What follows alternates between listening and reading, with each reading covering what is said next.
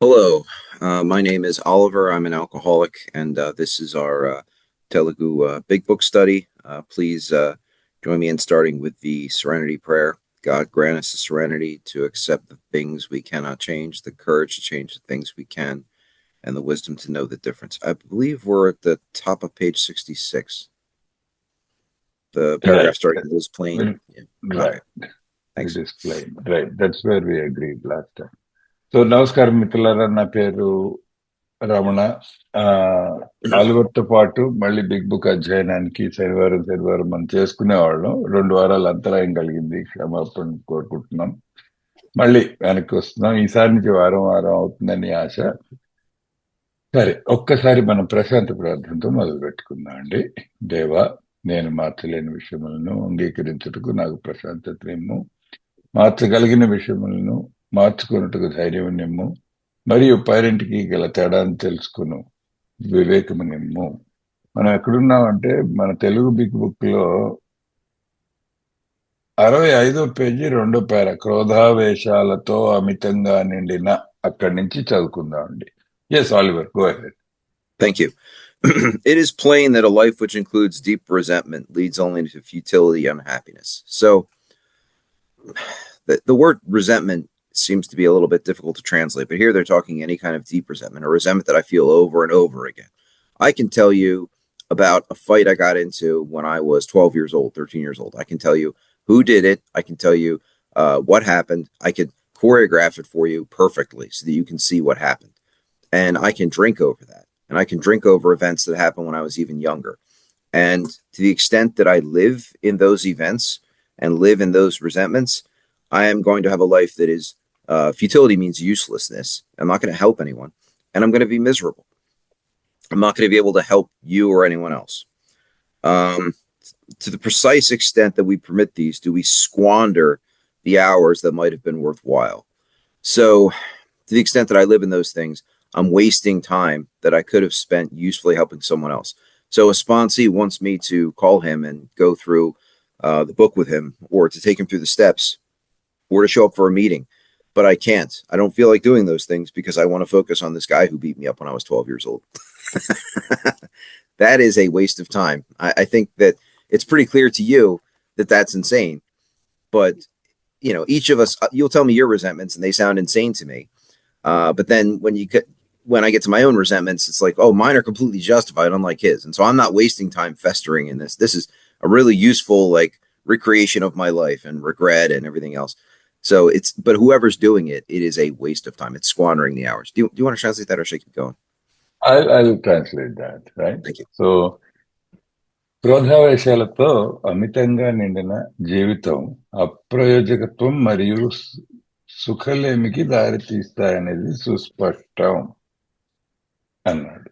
క్రోధావేశాలు మనం ముందే చెప్పుకున్నామండి, మళ్ళీ నొక్కి చెప్తున్నా. రిసెంట్మెంట్ గురించి మాట్లాడుకుంటున్నాము. రిసెంట్మెంట్ గురించి తెలుగులో సరైన పదము లేదు. ఇది భాష విషయం, అనువాదం చేసిన వాళ్ళ సమస్య కాదు. రిసెంట్మెంట్ అన్నదానికి అర్థం ఏంటి? చిరు కోపం వస్తుంది, లేకపోతే పెద్ద కోపం వస్తుంది ఎవడి మీద. ఆ కోపం మనం మనసులో మళ్ళీ మళ్ళీ మళ్ళీ మళ్ళీ తలుచుకొని దాన్ని కెలుక్కొని అది చిలికి గాలి అనే మనసులో అది పెద్ద కోపంగా స్థిరపడిపోయి కూర్చుంటుంది. ఆ తర్వాత ఎప్పుడు చూసినా అదే గుర్తొస్తుంటుంది. ఆ గుర్తొచ్చిన ఆ కోపం, ఆ సంఘటన, అవెలా మనసులో ఏంటంటే ఒక ముద్ర వేసేస్తాయి. దాన్ని పట్టుకొని మనం తాగడం మనకి అలవాటు. ఎవరి చరిత్రలో వాళ్ళు గుర్తు తెచ్చుకుంటే ఎవడి మీదో కోపం, అది సంఘటన జరిగి 10 ఏళ్ళు అయి ఉండొచ్చు, 15 ఏళ్ళు అయి ఉండొచ్చు, కానీ అది తలుచుకొని ఇవాళ కూడా తాగుతూ ఉండేవాళ్ళు. ఇది మన పరిస్థితి. ఇది అందరికీ జరుగుతుంది. ఇప్పుడు ఆలివర్ చెప్తున్నారు, 12 ఏళ్ళకో 15 ఏళ్ళకో ఎవరితోనో దెబ్బలు, యుద్ధం జరిగింది, ఎవరు కొట్టుకున్నారు, కుర్రాళ్ళు ఇద్దరు కొట్టుకుంటే అది మనసులో సినిమాలో లాగా ఆడుతోందిట. వాడు ఎలా కొట్టాడు, వాడు ఎట్నుంచి వచ్చాడు, నేను ఎట్నుంచి వచ్చాను, ఇదంతా కళ్ళ కట్టినట్టు ఇంకా ఇవాళకి కూడా కనిపిస్తుంది, 20 ఏళ్ళు దాటిపోయాక కూడా. కనిపిస్తోంది. ఆ మనిషి మీద కోపం తగ్గలేదు, ఇంకా ఘాటుగానే ఉంది. అది తలుచుకొని తలుచుకొని తలుచుకొని ఆ వ్యధం తలుచుకొని వాడిని తిట్టుకుంటూ మనం తాగడం. ఇది మనకి చాలా సరదా అయిన విషయం. సరదా అంటే మనకి మనం చేసే పని అది. అందుకే ఏమంటాడు బిల్లు, ఈ క్రోధావేశాలను మన జీవితాల్లో ఉంచుకున్నంత మేరకు అంత విలువైన సమయాన్ని మనం వృధా చేసినట్లే. మరి ఈ పని చేసి ఆలోచన స్రవంతిలో పడిపోయి వాడెవడనో ఎప్పుడో జరిపిన విషయం తలుచుకుంటూ తాగుతూ ఉంటుందంటే ఏం చేయొచ్చు? తాగక్కర్లా. అది అసలు తలుచుకుంటూ ఉండడం కూడా వృధా అంటాడు వీడు. ఎందుకు వృధా? ఈ లోపల నువ్వు ఎవరికో సాయం చేయొచ్చుగా, ఒక స్పాన్సీకి సాయం చేయొచ్చు కదా, స్టెప్పర్కి చేయించవచ్చు కదా. కాకపోతే సమస్య ఏంటంటే నా రిసెంట్మెంట్స్ నాకు తగినవి అనిపిస్తాయి, జస్టిఫైడ్ అనిపిస్తాయి. నీ రిసెంట్మెంట్స్ నాకు నవ్వు వస్తాయి. నువ్వెవరు ఇప్పుడు నీ రిసెంట్మెంట్ చెప్పావు అనుకో, 20 ఏళ్ల క్రితం జరిగిందండి, అది మర్చిపోలేకపోతున్నానండి, అది పెట్టి చాలా రోజులు తాగానండి, ఇప్పుడు తాగట్లేదు కానీ అది ఇంకా గుర్తొస్తుందండి అన్నావు అనుకో నువ్వు. ఇందులో ఏముంది, ఇది చాలా చిన్న విషయం, ఎందుకంతో ఇదైపోతున్నావు అంటారు నీతో. అలాంటిదే నాకు ఒకటి ఉంటుంది. నా రిసెంట్మెంట్ మాత్రం అబ్బబ్బో, నా రిసెంట్మెంట్ వేరే అండి, అది చాలా, అది పట్టుకొని ఉండాల్సింది. ఎందుకంటే మీదంతా తేడా, నా టైపే వేరు, అసలు నా రిసెంట్మెంట్సే వేరు, నా గొప్పతనమే వేరు. ఎందుకంటే ఎందుకో మళ్ళీ అహంకారం. సరే. Oliver. Thank you. But with the alcoholic, so everyone has resentments, everyone in the world, but the alcoholic has bigger problems with them than most, as we shall see. With the alcoholic, whose hope, my only hope to survive my alcoholism, is the maintenance and growth of a spiritual experience. And so, my only hope to survive my alcoholism is to maintain and grow a spiritual experience, or rather, to allow God to do those things within me, maintaining it, keeping it, growing it by growing my relationship with God and doing what I can to help others. For me, this business of resentment is infinitely grave. This is really harsh language in English. This is stern. Like, this is not a laughing matter. This is, this is danger. You don't use this kind of language typically unless you're talking about something very serious. We found it is fatal. Boom, dead. For when harboring such feelings, when living in resentment, because I can permit resentment to come into me. I can get angry very easily. I'm a very angry person by nature. When harboring such feelings, we shut ourselves off from the sunlight of the Spirit. So the sunlight of the Spirit is your relationship with God, conscious contact with the God of your understanding. And I shut myself off from that relationship when I focus on how somebody makes me angry, or I focus on how my dad beat me up when I was 5 years old, like something like that. I'm cut off from a relationship with God in the present moment because I'm thinking about things that happened 30 or 40 years ago. The insanity of alcohol returns and we drink again. And when I'm that resentful, I'm going to drink. And for us, with us, to drink is to die. And so when I drink, I become dead. Maybe not right away, but if I keep drinking, I'm not long for this world. Sorry. No, all good. So సమయాన్ని వృధా చేసినట్లే ఆధ్యాత్మిక అనుభూతిని పొందుతూ ఇంకా దాన్ని పెంపొందించుకోవాలని ఆశపడే తాగుబోతు విషయంలో ఈ క్రోధావేశాలు లెక్కకి మించిన హాని కలిగిస్తాయి. లెక్కకి మించిన హాని ఇంగ్లీష్లో అయితే చాలా కఠినమైన పదజాలం వాడుతూ ఏమన్నారంటే ఇంగ్లీష్లో ఇన్ఫినిట్లీ గ్రేవ్ అన్నారు. ఇన్ఫినిట్లీ గ్రేవ్ అంటే ఇది చాలా అత్యంత ప్రమాదకరమైంది అని చెప్తున్నారు. ఎందుకు ఈ రిసెంట్మెంట్ ఇంత కష్టం? ముఖ్యంగా మనకి ఈ 3వ వాక్యంలో మన గురించి చెప్తున్నాడు, ఆల్కహాలిక్ విషయం. అంటే మొదటి 2 వాక్యాలు మన గురించే కాదు, ప్రపంచంలో అందరికీ రిసెంట్మెంట్లు ఉంటాయి. ఇప్పుడు మీకు ఉదాహరణ ఇది, ఈయన చెప్పలే, ఆలివర్ చెప్పలే, నేను చెబుతున్నా. మా అమ్మగారు బతుకున్న రోజుల్లో గుర్తుపెట్టుకునేవాళ్ళు, ఎవరు మన ఇంట్లో పెళ్లికి వచ్చినప్పుడో, మన ఇంట్లో పండగకు వచ్చినప్పుడో ఎవరు ఏమిచ్చారు మనకి? ఒకళ్ళు ఉట్టి అట్టుపండి తెచ్చిచ్చారు, ఒకళ్ళు ఉట్టి ఆపిల్ పండు ఇచ్చారు, ఒకళ్ళు రవికిల గుడ్డు పెట్టారు, ఒకళ్ళు చీర పెట్టారు. అది గుర్తుండేది, జీవితం అంతా జ్ఞాపకం ఉండేది. చాలా విషయాలు జ్ఞాపకం ఉండేవి కాదు ఆవిడకి. కానీ ముసలితనం వరకు ఎవడు మనకి ఏమిచ్చాడు, ఆ ఇచ్చిన దాన్ని బట్టి ఒకళ్ళ మీద మంచి భావం ఉండేది, ఒకళ్ళ మీద కోపాలు ఉండేవి, ఒకళ్ళ మీద రిసెంట్మెంట్ ఉండేది. ఇవన్నీ కూడా ఉండేవి. మామూలు మనిషి ఆవిడేం తాగుబోతు కాదు, ఉండేవి. ఎటు మన సంగతికి వస్తే వాళ్ళ సంగతి వదిలేద్దాం, వాళ్ళు ఎలాగో బతుకుతారు చేస్తారు, ఆల్కహాలికల్ కాని వాడు. మన సమస్య ఏంటంటే మనం బతకాలంటే అనివార్యమైనది ఏంటి అని రాస్తున్నాడు. ఆధ్యాత్మిక అనుభూతి పొందడం, దాన్ని పెంపొందించుకోవడం.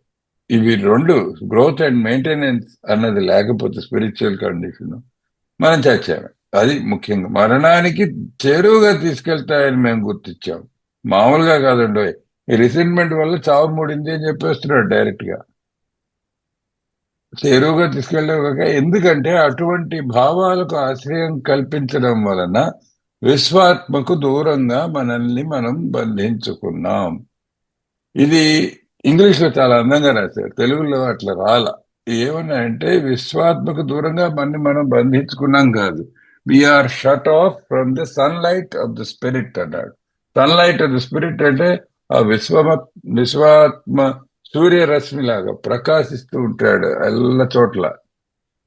ఆ ప్రకాశాన్ని నా జీవితం లోపలికి నేను రానివ్వకుండా తలుపేసేసుకుని లోపల అంధకారంలో కూర్చొని ఉన్నవాడిని అవుతా, ఈ రిసెంట్మెంట్ల పుట్టలో కూర్చొని ఉంటే.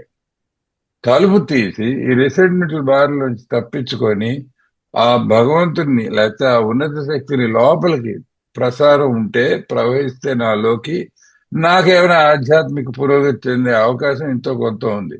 లేకపోతే నేను ఆ చీకటి గుహలోనే ఉంటా, అక్కడే చేస్తా. అది బట్ తాత్పర్యం చాలా కఠినంగా చెప్తున్నాడు. ఎస్ వాళ్ళు. Thank you.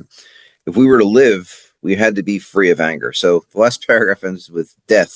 And if we don't want to die, we have to be free of that kind of anger. The grouch and the brainstorm were not for us. Again, being angry is not for us. They may be the dubious luxury of normal men. And so a luxury is something that normal people can enjoy. And it's doubtful that normal people enjoy resentment, but normal people can be angry and it's not as big of a deal. Just like a normal person can go out and have a beer and it's not a big deal. But for alcoholics, these things are poison. Just like a beer is poison for me, a resentment is poison for me, because a resentment will lead to a beer and then I will die. Do you want to translate that? Or? Yeah. తాగాలి అనే అవివేకపు ఆలోచన తిరిగి చోటు చేసుకోవడం, దాంతో మేము తాగడం జరుగుతుంది. మా విషయంలో తిరిగి తాగడం అంటే మరణించడమే అన్నాడు ఆఖరి మాట. ఈ పేరా నిండా కూడా మరణం, చావు అని అంటున్నాడు. ఎందుకు? ఇవి నిజంగా ప్రాణాంతకమైన విషయాలు కాబట్టి. ఈ రిసెంట్మెంట్లు మనసులో ఉండిపోవడం, వాటిని పట్టుకొని మనం వేలాడడం, ఆ చీకటిలో కూర్చొని వాడినో వీడినో తిట్టుకుంటూ తాగడం, ఏళ్ల తరబడి జరగడం మనం చూసాం మన జీవితాల్లో. అది మరి మొదట 100 మంది చూశారు కాబట్టి వాళ్ళు రాసి చెప్పారు. సో ఇది వదులుచుకోవాలండి అన్నారు. ఇది వదులుచుకోకపోతే ఆ ఉన్నత శక్తి జీవితంలోకి ప్రకాశం, ఆ వెలుగు మనలోకి ప్రవేశించదు. అని నేను జీవించాలంటే ద్వేషంతో కూడిన క్రోధం నుండి విముక్తి పొందవలసి ఉంది అన్నాడు. ఈ ద్వేషంతో కూడిన క్రోధం అంటే రిసెంట్మెంట్లే. అదేవో కష్టపడి మాటలు కల్పించారు కానీ తెలుగులో. ఈ రిసెంట్మెంట్లు వదులుచుకోవాలి అని చెప్తున్నాడు ఒకటే మాట. మానసిక ఆందోళన, ఇతరుల్ని వేలెత్తి చూపించడం లాంటివి మా కోసం ఉద్దేశించబడినవి కావు. మా కోసం ఉద్దేశించబడినవి కాబట్టి మామూలు మనుషులకి ఎలాగైతే అలా అవుతుంది బాబు, వాళ్ళకి చెల్లుతుంది, వాళ్ళు కోపడచ్చు, వాళ్ళు రిసెంట్మెంట్లు పెట్టుకోవచ్చు, కసి పెట్టుకోవచ్చు. అంతకైతే వీళ్ళు ఒక బీర్ తాగి రావచ్చు. మామూలు మనుషులకి ఏదైనా చెల్లుతుంది, వాళ్ళు తాగుబోతులు కాదు. వాళ్ళు బీర్ తాగుతాడు, ఇంటికి వస్తాడు, బిర్యానీ తింటాడు, పడుకుంటాడు, మన్నాడు పొద్దున్న అసలు మళ్ళీ తాగడు, శుభ్రంగా భార్యతో బాగుంటాడు, ఆఫీస్కి వెళ్ళిపోతాడు, అన్ని చేస్తాడు. వాడు బాగున్నాడు, వాడు ఆఫీసర్ కోపడిన పెద్ద నష్టమేం లేదేమో. అవి సాధారణ మానవుల యొక్క సందేహాత్మక సౌఖ్యాలు కావచ్చును అన్నాడు. అంటే డుబియస్ లగ్జరీ అంటే ఏంటంటే, సాధారణ మానవులు వాళ్ళు కోప్పడినా చెల్లుతుంది, ఈ తాపం పడినా చెల్లుతుంది. వాళ్ళకేంటి, వాళ్ళు తాగుబోతులు కాదు. వాళ్ళ విషయంలో కూడా సందేహాత్మకమే. అసలు నిజం చెప్పాలంటే కోపం ఎవరికి పనికి వస్తుందని చెప్పగలం. అవన్నీ పక్కన పెడితే మన విషయంలో ఏంటి పర్యవసానం? తాగుబోతు విషయంలో మాత్రం అది విషంతో సమానం. అంటే విషం తాగినట్టే. ఇది కానీ మనసులో పెట్టుకున్నావో, ఒకటి భగవంతుడిని లోపలికి రానివ్వట్లేదు నువ్వు, ఆయన ప్రకాశాన్ని నువ్వు అడ్డుకొని తలుపేసేస్తున్నావు, గడి పెట్టేస్తున్నావు. 2, నీ చావుకు నువ్వే దారి చూసుకుంటున్నావు. ఇది తాత్పర్యం. Yes. Thank you. We turn back to the list. They mean the 4-step resentment list that we've written at this point, for it held the key to the future. So looking at our past will help us in the future. We were prepared to look at it from an entirely different angle. I can tell you who I resent and why I resent them. But now that I've given you this list of resentments, you in my 5th step are going to help me see things differently, because you are not trapped in the resentment like I am. If I tell you a kid beat me up when I was 12 and I hate him for it and I want to find him and kill him now that he's 48 years old, you will laugh at me. You know? We began to see that the world and its people really dominate us. I'm using this resentment because it's a helpful one to talk about. So I'm very angry at you because you owe me money. You owe me so much money. I hate you. I wish your house would burn down while you were inside it. What happens there is that you dominate me. And if you were to give me back my money, I would no longer resent you and I would be happy again. That means that I'm giving you the power of God over me, because you hold the keys to my happiness in your pocket, right? In that state, the wrongdoing of others, fancied or real, had the power to actually kill. So maybe I resent you because you beat me up when I was 12. Maybe I resent you because I think you stole money from me. Maybe I resent you because I imagined you stole money from me and it was actually somebody else. But I resent you because I think you did it. That's a fancied resentment. That's not a real thing you did. But either way, it's a feeling that I have. It doesn't have to be something that I can rationally justify. I could resent you because, I forget if I used this example before here, but if we're standing on the street and someone comes up and says, what's 2 plus 2? And you say 4, and I say 14, and the other person laughs at me, I resent you because you made me look bad. That is not a justifiable resentment, but it's something that I feel. And so I put it down because I could drink over that resentment just as easily as I resent you because you killed my family, right? The resentment is the thing, not the actual justification for it. How could we escape? How do we get out of this? We saw these resentments must be mastered, but how? We could not wish them away any more than alcohol. I can't get over my resentments by just saying, oh, that's silly. I should not think of, like, it's a feeling. I can't rationally get rid of a feeling. Sorry. Yeah so మళ్ళీ మేము తయారు చేసుకున్న జాబితాని ఇంకోసారి పరిశీలించాం. ఏ జాబితా అండి? మనం 2 వారాల క్రితం మాట్లాడుకున్నాం కదా. వాడి పేరు, వీడి పేరు, మిస్టర్ బ్రౌన్, మిసెస్ జోన్స్, ఇక్కడ లిస్ట్ ఉంది కదా, ఆ జాబితా గురించి చెప్తున్నాడు. రాసుకున్నాం, లిస్ట్ రాసుకున్నాం. మొట్టమొదటి రాసుకున్నది ఈ రిసెంట్మెంట్స్ లిస్టే రాసుకున్నాం. వాడి మీద ఉంది, ఏం చేశాడు, ఇది మాత్రం బాగా రాయగలం మనం. నాకు కోపం తిరుమల ప్రసాద్ మీద ఉంది. ఎందుకు కోపం ఉందంటే 2 వారాల క్రితం చెప్పాను ప్రసాద్ నాకు చేసిన అపచారం ఏంటో. నేను ఆయన నిల్చున్నాం, టీ తాగుతున్నాం, ఎవడో వచ్చాడు, వచ్చి 2 రోజులు ఎంత అని అడిగాడు. అది వాడి కర్మగాలి. అడిగితే తిరుమల ప్రసాద్ పాపం చక్కగా 4 అన్నాడు. నేను 14 అన్నా, నా బుర్ర పనిచేయక ఆ రోజు. అవతల వాడు అడిగిన వాడు నన్ను చూసి పక్కన నవ్వాడు. నీ ఇది కూడా తెలియదట్రా అని చెప్పి సైకిల్ వేసుకుని వెళ్ళిపోయాడు. ఇది జరిగి కొన్నేళ్ళు అయింది. నాకు ఇప్పుడు కూడా తిరుమల ప్రసాద్ గారి మీద కోపం. నేను తప్పు చెప్పినప్పుడు వీడు రైట్ ఎందుకు చెప్పాడు? ఆయన అలా రైట్ చెప్పడం వల్ల నాకు అవమానం కలిగింది. నాకు అవమానం కలిగింది కాబట్టి నేను ఇప్పుడు తక్కువ అయిపోయాను. నేను కించపరచబడ్డాను. నడి రోడ్లో చేశాడు ప్రసాద్ ఈ అన్యాయం నాకు. అసలు ఎలా క్షమిస్తారండి ఆ వ్యక్తిని? చంపేద్దు అని పట్టుకొని ఆయన కలుసుకొని తాగుతున్నాయి నాళ్ళు. ఇది నా సమస్య. సో ఇదంతా రాశా కదా ఇందాక లిస్ట్ లో. ప్రసాద్ ఫస్ట్ కాలంలో రాశాడు, సెకండ్ కాలము నన్ను అవమానపరిచాడు రోడ్డు మీద పెట్టి. ఇప్పుడు మళ్ళీ పరిశీలించా అంట. ఎందుకు చెప్తున్నాడు మళ్ళీ చూసేది? ఎందుకంటే మళ్ళీ ప్రసాద్ తిట్టుకోవడానికి కాదు, ఎందుకంటే మా భవిష్యత్తు దానిపైనే ఆధారపడి ఉంది. చూడు ఆయన, నీ జీవితం అంతా దీని మీద ఆధారపడి కొంచెం జాగ్రత్తగా చూడాలి. పూర్తిగా విభిన్నమైన కోణంలో దీన్ని పరిశీలించడానికి మేము సంసిద్ధులమయ్యాము.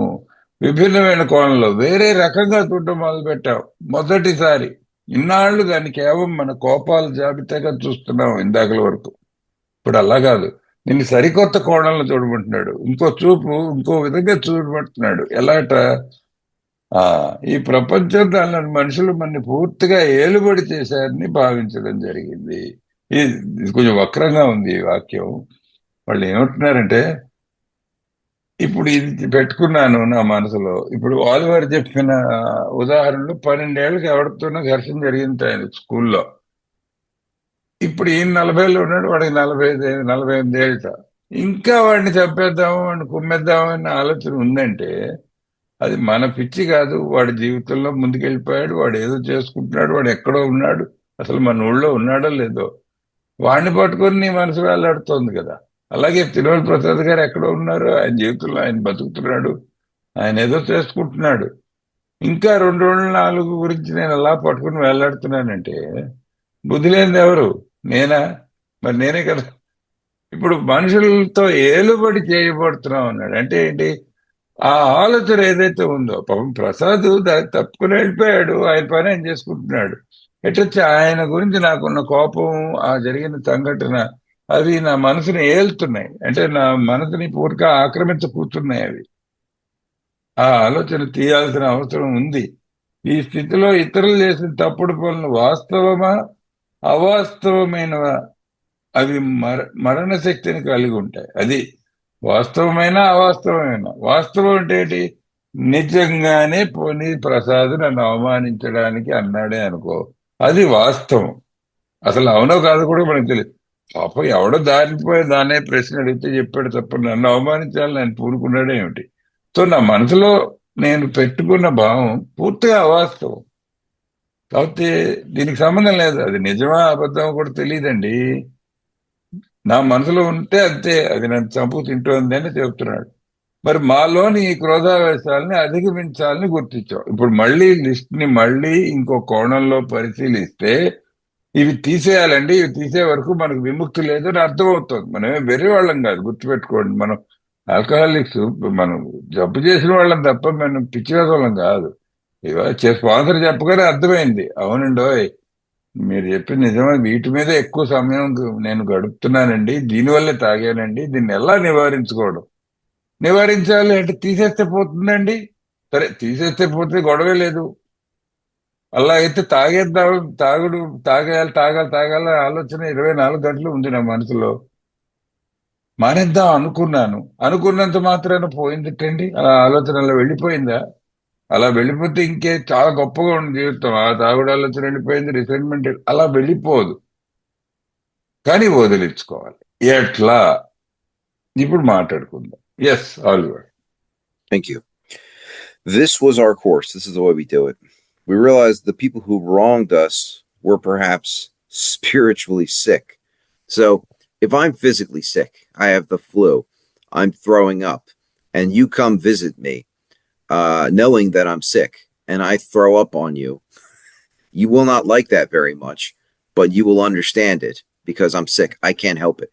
I'm not tricking you into coming over so I can throw up on you. You don't take it personally. You understand that I'm not well. What we're talking about here is where I'm physically healthy. And in fact, a lot of spiritually sick people are very physically healthy. I know guys who get sober and all they do is go to the gym and they lift weights and they look great, but they're the sickest people you could possibly imagine inside. Just very spiritually sick. They do horrible, selfish things. They hurt people. That's what we're talking about. I can't see the sickness, but it's there. It's there on a deeper, fundamental level. Though we did not like their symptoms and the way these disturbed us. Again, I don't like it when you throw up on me, whether it's physically or spiritually. They, like ourselves, were sick too. So I'm also a sick person. I am very selfish and very resentful, and I am driven by fear quite a bit of the time. And I expect you to forgive me and overlook that. And when I make an amends to you, I want you to treat me well. So why wouldn't I do that for you? There's a line in the Lord's Prayer, forgive us our trespasses as we forgive those who trespass against us. I'm asking God to forgive me as I forgive you. So if I'm not forgiving you, I don't know how God can forgive me, right? That's what they're talking about here. Do you want to translate all that or should I move on? Yeah, that's great. In fact, the trespass line is awesome. Emmett Fox has beautiful things to say about that. It always comes to my mind. Anyway, మా పయనం ఇలా సాగింది. ఇప్పుడు ఎక్కడున్నామండి మనం? ఇది రాసుకున్నాము, ఇది ఉంటే చచ్చిపోతామని తెలుసు, కనీసం ఇవి చాలా చిరాకైన విషయాలని తెలుసు, ఇవి మన తాగుడు దగ్గరికి వెనక్కి పట్టుకెళ్లే శక్తి వాటిలో ఉందని మనకు తెలుసు, అవి తీసేయాలి అని తెలుసండి మనకి. కాకపోతే ఎలా తీయాలనేది సమస్య కదా. ఇలా ఇప్పుడు చెప్తున్నాడు, దానికి ఫార్ములా చెప్తున్నాడు, సూత్రం చెప్తున్నాడు. మా పయనం ఇలా సాగింది. ఇది మన పద్ధతి. పయనం కూడా కాదు, పద్ధతి. మన పద్ధతి ఏంటంటే, మమ్మల్ని తప్పు పట్టిన వాళ్ళంతా బహుశా ఆధ్యాత్మిక రుగ్మత బారిన పడిన వారేనని మేము అర్థం చేసుకున్నాం. ఇది చాలా ముఖ్యమైన విషయం. ఆధ్యాత్మిక రుగ్మత ఉందిట వాళ్ళలో కనిపించే లక్షణాలు మాకు నచ్చలేదు. అవి మమ్మల్ని ఇబ్బందికి గురి చేసిన విధానం కూడా నచ్చలేదు. అయినా వాళ్ళు మాలాగా జబ్బు పడిన వ్యక్తులే. ఇది చాలా ముఖ్యమైన విషయం. నేను ఎంత జబ్బు పడున్నాను, నేను జబ్బు పడ్డానని ఇప్పుడిప్పుడే కదా తెలుసుకుంటున్నా. డాక్టర్ గారి అభిప్రాయము వగేరా వగేరా వగేరా చదివి 4వ సోపానం వరకు వచ్చారంటే కొన్ని నెలలు కనీసం సోబరుగా ఉన్నాను. కాస్త కూస్త బుద్ధి వచ్చింది. నాకు కొంచెం జబ్బు ఉంది. ఆ జబ్బుకు ఆధ్యాత్మికమైన జబ్బు, అలాగే శారీరకమైన జబ్బు, మానసిక జబ్బు అన్ని చెప్పుకున్నాం కదా. మరి నాకు ఇన్ని జబ్బులు ఉన్నవాడిని కదా. వాడేదో హాని చేశాడని వాడిని పదే పదే తలుచుకొని తిట్టుకొని వాడిని మనసులో కుమ్మేస్తూ చంపేస్తూ పళ్ళు నవ్వుతూ తాగుతూ ఉన్నాను కదా. నాకు నిజంగా హాని ఒకటి చేసాడే అనుకోండి, పాపం అనుకోకో చేశాడే అనుకోండి, వాడు కూడా పాపం జబ్బు పడ్డవాడే అయి ఉంటాడు అలాగా అని ఒకసారి ఆలోచిస్తే వాడి మీద కోపం పోయి నీకు ఎలా అనిపిస్తుంది అంటే, వాడు నాలంటాడే కదా అనిపిస్తుంది మొదటి విషయం. ఇప్పుడు దీనికి ఒక ఉదాహరణ చెప్తా. ఇప్పుడు ఎవరో స్నేహితుడు బాగా జబ్బు చేసిందండి. అతనికి కడుపులో అసలు బాగాలేదు, పాపం నీరసం అయిపోయాడు, చిక్కి శల్యం అయిపోయాడు అని ఎవరో చెప్పారు మీకు బజార్లో. ఫలానా రమణ గారిని చూసి పాపం జబ్బు పడి ఉన్నాడే. మీరు పాపం నా మీద ప్రేమ కొద్దీ మా ఇంటికి వచ్చారు. నేను మంచాన్ని పడుకొని ఉన్నా. అకస్మాత్తుగా మీరు వచ్చి నాతో మాడుతుంటే వేళకే నాకు వాంతి వచ్చింది. నేను ఆపుకోలేకపోయి మీ మీదకి వచ్చి పడింది. మీ మీద వాంతి చేసుకున్నా. మీరు ఎలా అనుకుంటారు? చిరాగ్గానే ఉంటుంది. వాంతి చేసుకుంటే మీద వాంతి కక్కు పడితే ఎవ్వడికి బాగుండదు. ఎటొచ్చి నన్ను తిట్టుకోరు కదా. మీరు వచ్చింది ఎందుకు? పాపం నేను జబ్బు చేస్తున్నాను చూడ్డానికి. నేను ఆపుకోలేకపోయాను. నేనేమి మీ మీద కావాలని వాంతి చేసుకోలే. అలాగని చెప్పి వాంతి చేసుకుందాం ప్రసాద్ మీద అని కరెక్ట్ గా టైం చూసుకొని మిమ్మల్ని పిలిచి వాంతి టైంకి మిమ్మల్ని పిలవలేదు కదా. నేను అట్లాంటి వాడిని కాదని మీకు తెలుసు. ఏం జరిగిందంటే అకస్మాత్తుగా తప్పు జరిగిందంతే. మీకు నచ్చల, కంపు కొడుతుంది, చండాలంగా ఉంది నేను చేసిన పని, మీకు నచ్చల. ఎటొచ్చి నా మీద కోపం రాదు. అయ్యో పాపం వీడికి నిజంగానే ఇంత జబ్బు ఉంది కదా అని జాలిపడి వదిలేశారు. ఇప్పుడు అది చెప్తున్నాడు, రిటైర్మెంట్ లిస్ట్ లో ఉన్న ప్రతి వాడిని కూడా వదిలేక్కర్లా, జాలిపడి వాడికి కూడా నాలాగే ఒక రుగ్మత ఉంది, వాడు కూడా ఒక రోగి అన్న భావన కానీ మనం తెచ్చుకుంటే, వాళ్ళు మాలాగా జబ్బుపడిన వ్యక్తులే. నేను జబ్బుపడిన స్నేహితుని పట్ల ఉదారం కలిగి ఉండే క్షమ, దయ, సహనాలను మాకు హాని చేసే వారి పట్ల కూడా చూపించమని భగవంతుణ్ణి వేడుకున్నాం. అది ఇప్పుడు నా పట్ల ఎలాగైతే నువ్వు ఇవన్నీ చూపించాలని దేవుణ్ణి కోరుకుంటున్నాను, వాడి పట్ల కూడా కొంచెం బాబు దేవుడు, నేనెంత జబ్బున్నాడు, వాడు నాకంటే జబ్బున్నాడులా ఉన్నాడు, వాడిని కూడా చూసుకోవా కొంచెం దేవుణ్ణి ప్రార్థన చేసుకున్నావు అనుకో. వాడి మీద కోపం పోయి వాడితో నీకు సౌభ్రాత్రం ఏర్పడుతుంది. వాడు కూడా నీ బ్రదర్లా ఉంటాడు, నీ నీ నీ అన్నదమ్ముడిలాగా తయారవుతాడు వాడు, అవతల వాడి మీద కోపం అనేది కరిగిపోతుంది. అది ఇక్కడ లార్డ్స్ ప్రేయర్ అని ఉంది. ఇప్పుడు our father who art in heaven అని చెప్పి క్రిస్టియన్ ప్రేయర్, అందులో ఒక ముక్కు ఉంది, ఒక వాక్యం ఉంది, forgive us our trespasses as we forgive those who trespass against us అని రాసింది. అంటే నా పట్ల జరిగిన నేరాలను నేను క్షమించడానికి సిద్ధంగా ఉంటాను దేవుడా, కానీ నేను చేసిన నేరాలను నువ్వు క్షమించు అని చెప్పి దేవుణ్ణి వేడుకుంటున్నావు అనమాట. అసలు నిజం చెప్పాలంటే నేను చేసిన నేరాలు నేను ఒప్పుకొని దేవుణ్ణి క్షమాపణ కోరుకోలేకపోతే ఎలా ముందుకెళ్తాను? కానీ అది కోరుకునే ముందు నేనేం చేయాలి? పక్క వాళ్ళు నా పట్ల నేరాలు చేశారని నేను పెట్టుకున్న కోపం అంతా నేను ముందు వదిలేసి దేవుడా నేను వాళ్ళని వదిలేస్తున్నా, నువ్వు నన్ను క్షమించవయ్యా అని అడుగుతున్నావు. ఇది మన మార్గం. Yes, Oliver. Thank you. We asked God. In the big book, when it says we asked God, it's not like it means we prayed. So this is a prayer to help us show them the same tolerance, pity, and patience that we cheerfully grant a sick friend. Again, if I threw up on you, you would grant me tolerance, pity, and patience. But if I scream at you and cuss you out or something, it's a lot harder to do. It'd be a lot harder for me to do as well. When a person offended, we said to ourselves, "This is a sick man. How can I be helpful to him? God save me from being angry. Thy will be done." That's the angry man's prayer. When I have a resentment, that is the prayer that my sponsor directs me to make. Is whatever the person did, whoever they are, this is a sick man. Everyone's sick, so this is a sick man. Whatever he is, whoever he is, whatever he did. How can I be helpful to him? God save me from being angry. Thy will be done. Because again, I expect to be forgiven for my mistakes. So that means I need to forgive others for theirs, whatever they are. And I don't get to judge and say your mistakes are the worst thing anyone's ever done, and my mistakes are minor little oversights. I'm not God, so I can't judge anyone, and I need God to show me the same tolerance, pity, and patience I would grant anyone else who did anything else. And I'm taught that the standard for forgiveness is crucifixion or less. And so, if nobody's crucified me, I can forgive them. Anyway, that's probably a good spot. No, makes sense. So, where did you exactly stop? At the sick man's Oh, the end prayer, of the right? paragraph. Yeah. At the prayer. Okay, great. Yeah. I'm just, yeah. So అయితే ఏం చేయాలన్నారండి?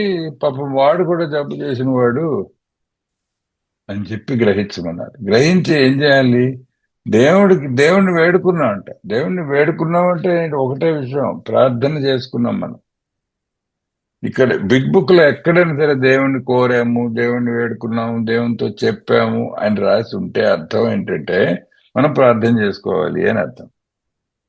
అయితే ఎలా చేసుకోవాలి అని కూడా చెబుతున్నాడు. ఎవరైనా ఒక వ్యక్తి మాకు బాధ కలిగిస్తే అతన్ని గురించి మాలో మేము ఇలా అనుకున్నాం. అంటే వాడేదో హాని కలిగించాడని అనిపించింది, మనసుకు గాయం తగిలింది.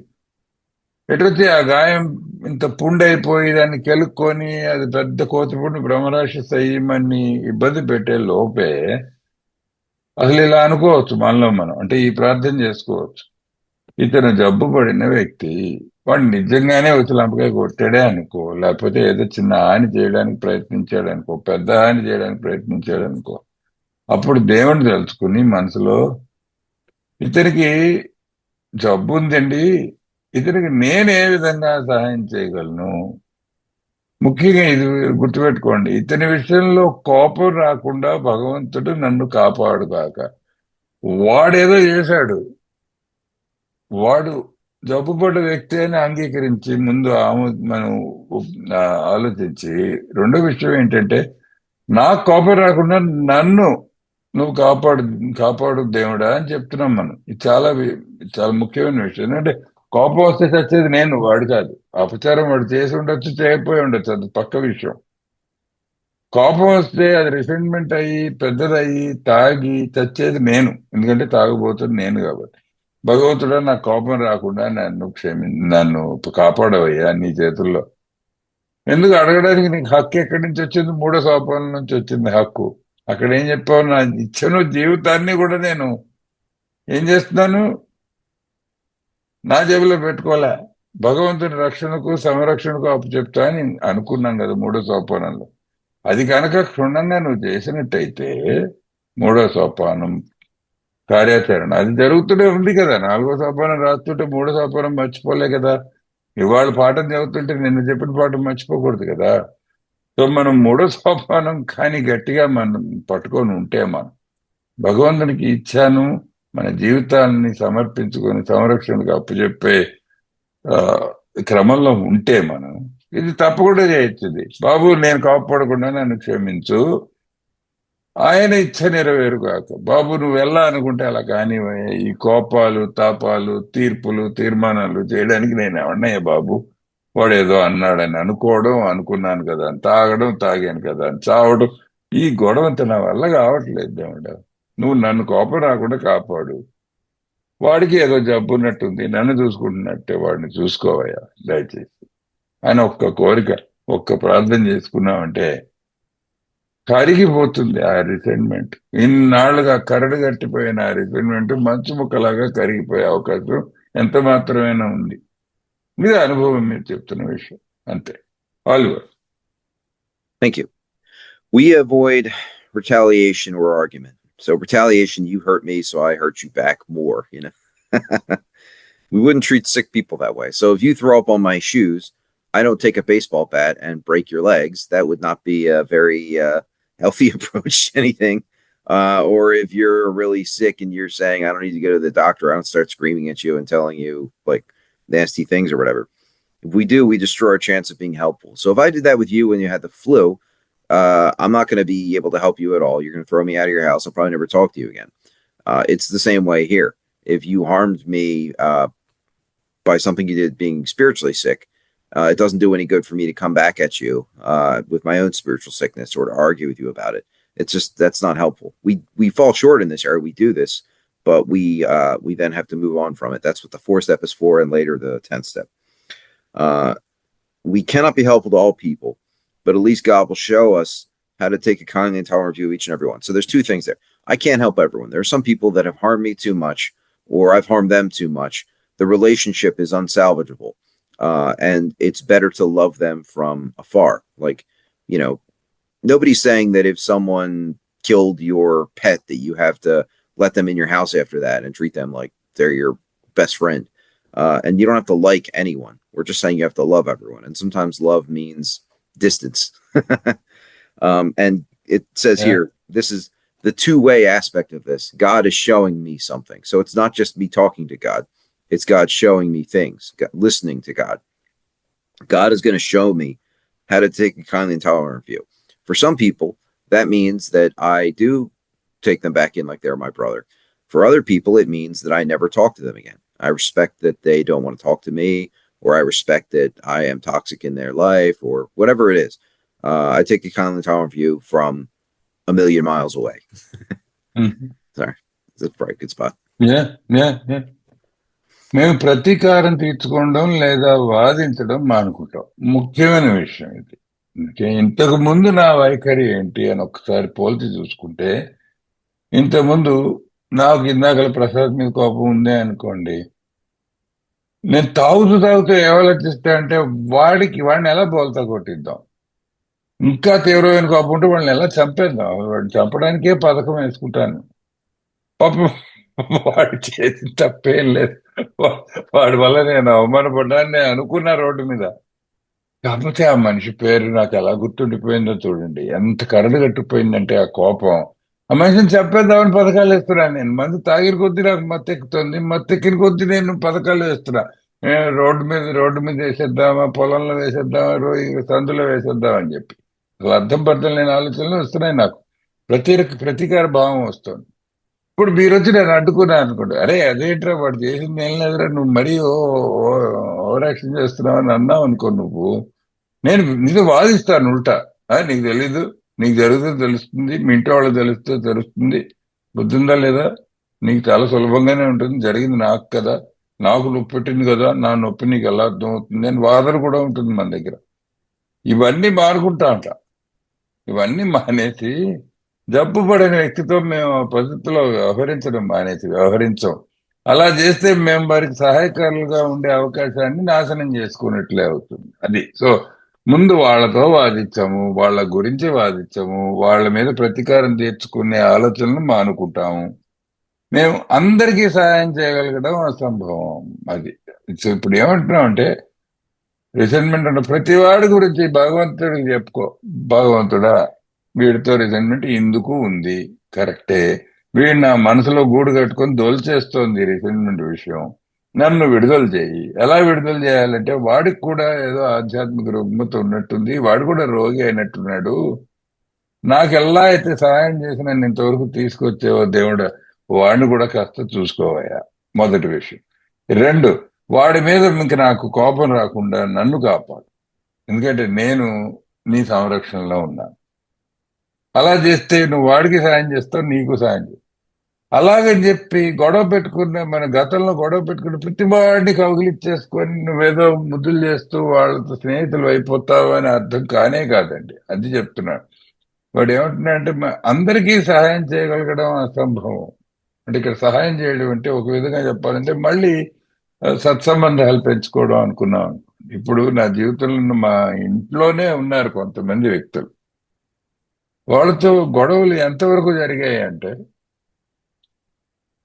తెగిపోయింది ఆ సంబంధం. ఆ సత్సంబంధం తెగిపోయింది. నేను వాళ్ళతో పెరిగిన వ్యక్తిని, మా కుటుంబంలో వ్యక్తులైనా కూడా తెగిపోయిందండి, అయిపోయింది అది.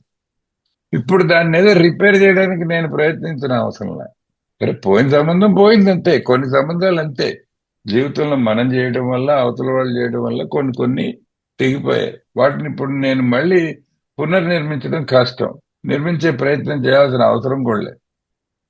కానీ నిర్మించినా నిర్మించకపోయినా ఆ సత్సంబంధం మళ్ళీ వాళ్ళతో మనం పొత్తు పెట్టుకున్నా పెట్టుకోకపోయినా, వాళ్ళు మన జీవితంలో మనకి దగ్గర అయినా అవ్వకపోయినా, ఒకటి మాత్రం నిజం, భగవంతుడు కనీసం ప్రతి వ్యక్తి ఎడల దయా క్షమ గుణాలను ఎలా కలిగి ఉండాలో చూపిస్తాడు. ఇది నువ్వు కొంతమందితో మళ్ళీ సంబంధం ఏర్పరచుకుని వాళ్ళతో మళ్ళీ ఫ్రెండ్స్ అయిపోయి, మళ్ళీ వాళ్ళతో స్నేహితులు అయిపోయి సత్సంబంధం ఏర్పరచుకుంటే అదో పద్ధతి. వాళ్ళతో క్షమ దయ కలిగి సరదాగా గడపచ్చు. నువ్వు ఆధ్యాత్మిక పదంలో కలిసి నడవచ్చు. కొంతమందితో దూరంగానే, సరే వీళ్ళతో చాలా చెడిపోయింది సంబంధం, ఇప్పుడు వెళ్ళి గెలుక్కోవడం అనవసరం, వాళ్ళతో దూరం నుంచే వాళ్ళ కోసం ప్రార్థన చేసి వదిలేస్తాను, క్షమ దయ అన్ని కూడా దూరం నుంచి 10,000 మైళ్ళ నుంచి చూపిస్తాను కావస్తే. అంతే తప్ప వాళ్ళకి దగ్గర అయ్యే ప్రయత్నం చేయండి, ఎందుకంటే ఇప్పుడు చేయడం కూడా అనవసరం. ఆ వ్యత్యాసం మనకే తెలుస్తుంది ఆధ్యాత్మిక పదంలో. ఎవరితో మళ్ళీ మనం దగ్గరికి వెళ్ళి క్షమాపణ చెప్పాలి, ఎవరు ఏ సంబంధాలను మనం పూర్తిగా గంగలో వదిలేయాలి, నీళ్ళల్లో వదిలేయాలి, నీళ్ళు వదిలేయాలి.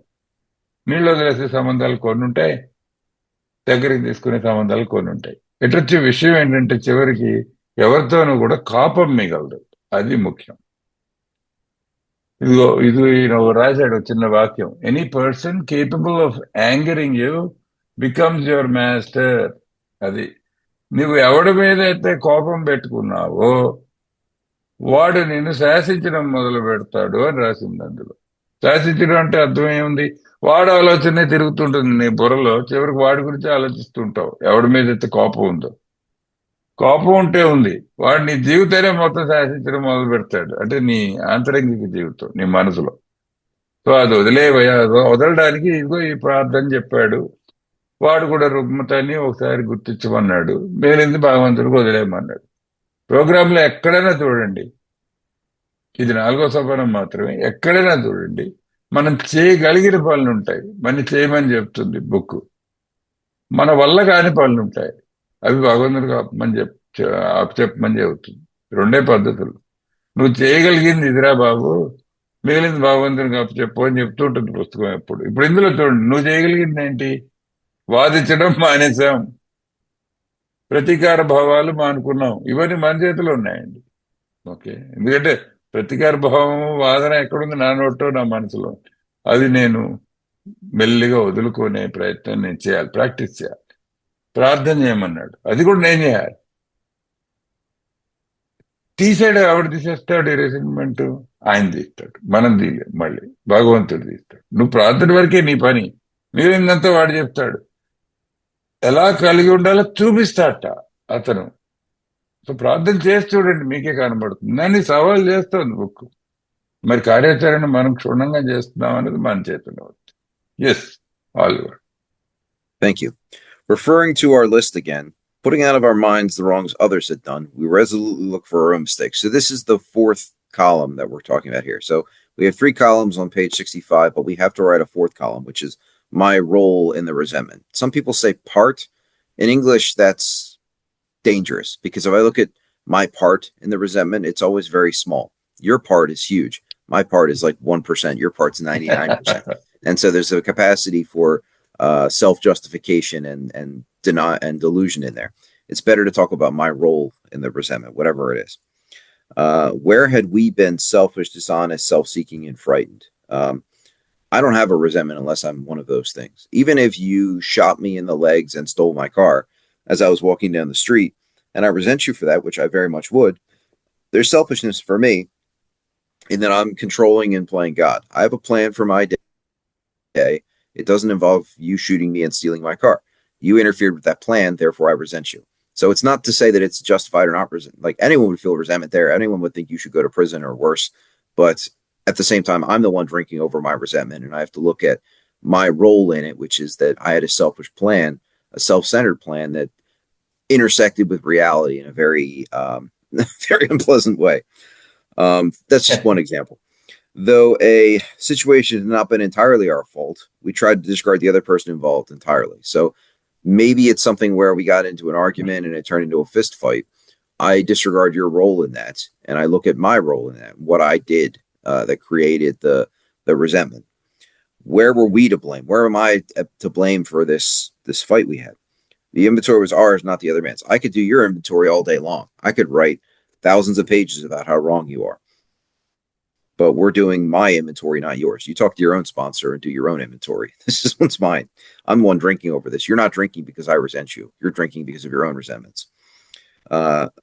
When we saw our faults, we listed them. We placed them before us in black and white. We admitted our wrongs honestly, and we're willing to set these matters straight. This is how we get to an 8-step list while we're working on our 4-step. Although usually what I found to be more helpful is during the 5th step to talk about it with my sponsor, because I'm such a selfish, dishonest, self-centered person that I don't even see my role in our resentment. So I'm resentful at you because you fired me from a job that I thought I was the best worker at. And it isn't until I'm talking to my sponsor and I start talking about how I showed up at work drunk every day and tried to steal money that we see that I actually owe you an amends. I'm not capable of seeing that on my own. All I think about is what a jerk you were to me and how you fired me. I don't see what I did to you at all. And so it's important to write down what I do see, but it's more helpful in my experience to do it with a sponsor and have the sponsor identify the amends. Just because I'm so sick, I'm never going to see it on my own. So. And it may be apropos here, right? So maybe I didn't show up to work because I talked to you a little bit about this. Maybe I didn't show up to work drunk then. Maybe there was no mistake of mine, but organizations fire people, and I happened to be one of them. And so I was in the blast radius of the firing event, right? Yeah. So the problem so my part or my role in this is that I let it destroy the next 10 years of my life. Yeah. That is my problem, right? Yeah. Well, it's I think I shared about this woman before, the woman who was raped. Did we talk about that last time? You might have. Say that again. I'll translate. Sure. She was actually sitting next to you when you and I met, that woman. She was raped when she was about 21 years old. She shares about it from the podium. So, I mean, that's where I've heard it. And she drank for the next 20 something years. And when she was in her early 40s, she sat down with her sponsor and did a 5th step and said, I was raped. And her sponsor said, when did this happen? Oh, 20 years ago. How long did it last? 15 minutes. What happened to you is inexcusable and it lasted for 15 minutes. What you've done to yourself has lasted for 20 years because you're the one that's feeling that resentment, that's feeding that resentment. What I've heard is that a proper 4th column turns the first 2 columns into a lie because I'm the one that's doing this to myself. And I'm the one, maybe I even owe an amends, maybe I don't, but the resentment is all mine. It's all my doing. The world just acts. I feel a certain way about how the world acts. And that's on me. Like if you gave me money, I might be really grateful you gave me money. Or I might resent you for thinking that I'm poor and for attacking my pride. You just gave me money. Objectively, people would say that's a nice thing, but I could feel a resentment over it. Like, what does he think I need it? Like, does he think I am dirt? You know, that's a lie. That's a story I tell myself, right? Beautiful. Okay, thank you. So, మరలా ఒక్కసారి జాబితాని పరిశీలిద్దాము మళ్ళీనండి. ఎందుకు ఇప్పుడు ప్రార్థన చేసుకుని ఆయన వదిలేసి వెళ్ళిపోమంటలా, పని ఉంది ఇక్కడ. ఏంట్రా పని అంటే 4వ ఒకటి రాయాలి, 4వ వరుస రాయాలి. ఇప్పుడు ఒకసారి వెనకాల 64వ పేజీలో మొదటి వరుస, నేను క్రోధం కలిగిన వ్యక్తి అంటే నాకు ఎవడి మీద కోపం, ఎవడి మీద కసి, ఇందాక తిరుమల ప్రసాద్ నా ఉదాహరణలో ఆయన ఉంటాడు ఎప్పుడు నిజంగా లేడండి నా లిస్ట్ లో పాప ఆయన మంచి మనిషి. నేను ఊరికే ఎగ్జాంపుల్ గా చెప్తాను. సో తిరుమల ప్రసాద్ కారణం అదే 2 రోజులు 4 అని చెప్పేసాడు, నేనేమో అవమానపడ్డాను. ఇది కదా జరిగిన సంఘటన. ఓకే, 3వ దాంట్లో ఏం రాసావు? నన్ను ప్రభావితం చేసిన అంశాలు. ఏ విధంగా నన్ను దెబ్బ కొట్టింది? చాలా విధాలుగా కొట్టిందండి. నా పరువు నష్టం కలిగింది, లేకపోతే నా గొప్పతనం అనుకున్న దానికి ఏదో గాయం కలిగింది. రాయొచ్చు. 3వ దాంట్లో ఎందుకు రావణికి ఇంత గాయం కలిగింది, ఎందుకు ఇన్నేళ్లు బట్టి దాన్ని మోస్తూ ఉన్నాడు ఆ గాయం, ఎందుకు తాగి చేస్తున్నాను నేను. ఆయన ఎక్కడికో వెళ్ళిపోయాడు, ఆయన జీవితంలో ఆయన బాగానే ఉన్నాడు, నేనెందుకు చేస్తాను. ఇవి 3. నాలుగోది ఏమంటున్నాడంటే ఇప్పుడు చూడండి, నాలుగోది, ఇతరులు మా విషయంలో చేసిన తప్పిదాలను మా మనసులో తొలగించి, ఓకే జరిగింది, తిరుమల ప్రసాద్ కథ చెప్పావు, చాలాసార్లు చెప్పావు, బాగుంది, మేము మా సొంత తప్పిదాలను తెలుసుకోవడానికి నిశ్చయించుకున్నాం. ఇది ఎందుకు నేను ఇన్నాళ్లు బట్టి తినేస్తోందిరా రమణ, ఒకసారి నాలుగో కాలంలో ఇది రాయి. ఏ విషయంలో, ఏ సందర్భంలో మేము స్వార్థపరులుగాను, నిజాయితీ లేని వారుగాను, స్వార్థ చింతన నిండిన వారుగాను, భయానికి లోనైన వారుగాను వస్తూ వచ్చాం. నాలుగు విషయాలు చెప్పాడు. నీకు రిసెంట్మెంట్ కలిగిందంటే ఏవో నాలుగిట్లో ఒకటి జరుగుంటుందయా అన్నాడు. ఏమిటి? నేను స్వార్థపరత్వంతో ప్రవర్తించానా, నిజాయితీ లేనివాడిగా ప్రవర్తించానా, స్వార్థ చింతన నిండి ప్రవర్తించానా, భయానికి లోనైన వాడిగా ప్రవర్తించాను? మన తప్పు ఒప్పుకోమన్నాడు నాలుగో దాంట్లో. ఇప్పుడు ఇందాక ఆయనతో చెప్పిన ఉదాహరణలో, ప్రసాద్ గారితో చెప్పిన ఉదాహరణలో సమస్య ఎక్కడుందండి? ఆయన చేసిన తప్పేంటి చెప్పు నాకు. 2 ఏళ్ళు ఏంటని అడిగాడు, ఆవిడ చెప్పాడు, నాలుగని చెప్పాడు, అయిపోయింది సమస్య. ఆ తర్వాత జరిగిన కథంతా, నా జీవితాన్ని పీల్చి పిప్పి చేస్తున్న కథంతా నా మనసులో జరిగిన కథ కాదు. పాప ఆయన ఏం చేశాడు? ఆయన చేసి ఇంటికి వెళ్ళిపోయాడు, శుభ్రంగా ఉన్నాడు. నేను చచ్చిపోతున్నాను, పడుకుని గింజుకు చచ్చిపోతున్నాను నేను. ఎందుకు గింజుకొని చచ్చిపోతున్నాను నేను? నా సమస్య ఏంటంటే, నేను ఏ సమూహంలో ఉన్నా కూడా అందరికంటే తెలివైన వాడు రమణ గారు, జోహార్ జోహార్లని అందరూ 10 మంది చప్పట్లు కొట్టాలి అనే అహంకారం నాది. ఆ రోజు ఎందుకో తెలీదు, 2 రోజులు 4 గుర్తు రాలేదు నాకు. అది అది కెలుక్కొని చేస్తున్నాను నేను. ఇక్కడ చేసిన అపచారం చేసింది ప్రసాద్ గారు కానే కాదు. దెబ్బతినేదేమిటి? నా అహంకారం. ఎందుకంటే నా తప్పేంటి? నాలుగో కాలంలో రాస్తున్నా, ప్రతి సమూహంలో నేను ఎక్కడికి వెళ్తే అక్కడ నేనే అందరికంటే తెలివైన వాడిగా ఉండాలి అని అనుకున్నాను చూడండి, అది తప్పు. ఆ కోరిక తప్పు. ఆ కోరిక కానీ లేకుండా ఉంటే, నాకు అంత అహంభావం లేకపోయి ఉంటే, అసలు ఇదో పెద్ద పని కాదు, ఒక పెద్ద విషయము కాదు, అదో పెద్ద కోపము కాదు, దాన్ని పట్టుకొని నేను 10 ఏళ్ళు తాగడం అక్కర్లేదు. ఈ విషయం నాలుగో సోపానంలో తెలుస్తుంది, నాలుగవ కాలంలో తెలుస్తుంది. రాలువారు ఏం చెప్తారంటే, నాలుగో కాలం బాగా రాస్తే మొదటి 2 కాలంలో అబద్ధాలు అయిపోతాయట, అంటే కరిగిపోతాయట, అసలు పోతాయట అవి. కానీ ఇది స్పాన్సర్తో చర్చించి చేయాల్సిన విషయం. ఏదైనా ఒక పరిస్థితికి పూర్తిగా మేము బాధ్యులం కాకపోయినప్పటికీ, ఇది చూసుకోండి, పూర్తిగా కాకపోయినప్పటికీ చాలా మంది ఇందులో మీ వంతు ఏంటి అని అడుగుతారు. వంతు అనేది వాడద్దు అన్నాడు ఆలివర్. ఎందుకంటే వంతు అంటే మనం వంతులు వేసుకుంటాం. ఈ జరిగిన దాంట్లో తిరుమల ప్రసాద్ గారిది 80%, రమణ గారిది 20%, లేకపోతే తిరుమల ప్రసాద్ గారిది 87%, రమణ గారిది 13%, ఇలా లెక్కలు వేసుకుంటాం. ఎందుకంటే మనకి లెక్కలు బాగా అలవాటు కాబట్టి, అదో పనులు. సో మీ వంతు అని అడగద్దు అన్నాడు. మీ పాత్ర ఏంటి అని అడిగాడు. Role, what is your role? మీ పాత్ర ఏంటి? మీ పాత్ర ఏంటి అంటే, నేను అహంకారి కింద ప్రవర్తించానండి, అది నేను చేసిన తప్పు.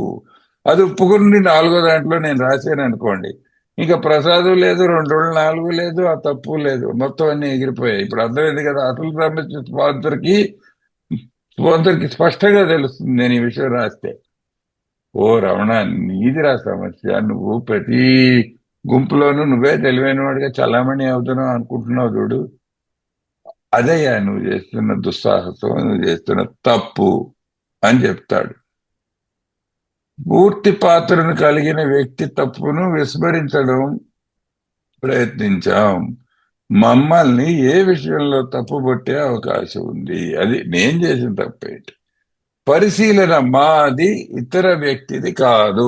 ఇన్వెంటరీ నాది, పక్కవాడిది కాదు. ఎందుకు చాలా ముఖ్యం ఇది?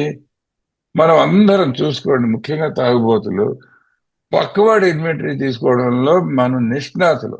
మనకి చాలా బాగొచ్చు. నాకు మీ అందరి ఇన్వెంటరీ తీసుకోమంటే అబ్బా ఎంత బాగా తీసుకుంటాను. నేను మా ఇంట్లో వాళ్ళ ఇన్వెంటరీ ఏళ్ల బట్టి తీసుకుంటాను. చచ్చిపోయిన మా తాత నుంచి ఇప్పుడు బతుకున్న నా పిల్లల దగ్గర వరకు అందరి లిస్ట్ నేను అందరి ఇన్వెంటరీ తీసుకోగలను. సమస్య ఏంటంటే నేను నా ఇన్వెంటరీ తీసుకోవడం నేర్చుకోవాలి. మొదటిసారి నా లోపలికి నేను దృష్టి కేంద్రీకరించి చూసుకుంటున్నా. ఇది అసలు నాకు కొత్త. నేను ఎప్పుడు నా లోపల తొగి చూసుకోవాలా. ఎంతసేపు మిమ్మల్ని చూస్తూ మిమ్మల్ని తిడుతూ మీ మీ పేరు చెప్పుకుంటూ తాగడమే తప్ప నాకేం తెలీదు. ఇప్పుడు పరిశీలన మాది. మేము మా తప్పులను గ్రహించినప్పుడు వాటిని ఒక జాబితాగా రూపొందించాము, రాశాము. ఒక కాగితం మీద స్పష్టంగా రాసి దాన్ని మా ముందు ఉంచుకున్నాం. ఏంటి, నా తప్పుల నిజ స్వభావాన్ని కూడా రాసుకున్నాను నేను. ఎందుకు? ఇది 8, 9 సోపానంలో పనికొస్తుంది. మేము మా తప్పుల్ని నిజాయితీగా అంగీకరించాము మరియు వాటిని సరిదిద్దుకోవడానికి ఇష్టపడ్డాము. మరి ఇది ఎక్కడ ఉందండి? మరి సోపానాలు కూర్పులో చదివితే 8వ సోపానంలో ఏం రాస్తాం? మేము హాని చేసిన ఈ వ్యక్తుల జాబితా తయారు చేసుకున్నాము మరియు వారికి హాని చేయడానికి మనస్ఫూర్తిగా స్థిరపడినాం అనుకున్నాం కదా, సిద్ధపడినామని. 8వ సోపానం లిస్ట్ కూడా ఇప్పుడే రాసుకోమంటున్నాడు. స్పాన్సర్తో చర్చించుకొని రాసుకోవచ్చు 4, 5లో. ఇది విషయం. ఇక్కడ 2 ఉదాహరణలు అండి. ఒకటేమన్నాయంటే, ఎవరో నన్ను ఉద్యోగం నుంచి తీసేశారు.